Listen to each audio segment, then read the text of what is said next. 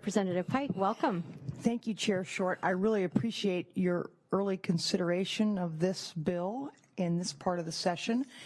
And I just want to thank you for hearing it. And there's a really good reason for this bill to be put into place. And in Clark County, we have had a very difficult time citing companies that want to locate and bring.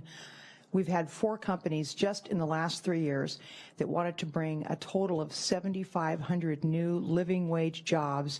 And they all had 2 things in common. They needed at least 100 acres for their site, and they needed a freight rail corridor, a shortline railroad, Madam Chair. And I've passed out this handy map that shows all 23 short lines that are located in the state of Washington. And we have to do all we can to use those, put those railroads to use for us and the economic development potential that they contain for our communities. And in my perfect world, if I had a magic wand, we would enact this policy statewide. But I think this narrowed version, which I really appreciate Chair Fitzgibbon and the House Environment Committee for working with us and narrowing the bill to 3 counties so that we indeed can prove to future legislatures that the bill works in bringing jobs to our community.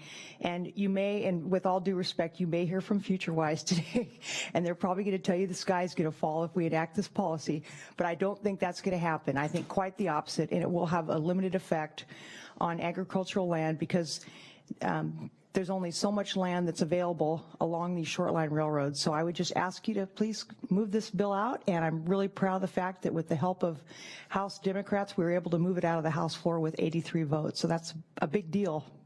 So thank you, Madam Chair. Thank you so much. Really appreciate you bringing this bill to our committee.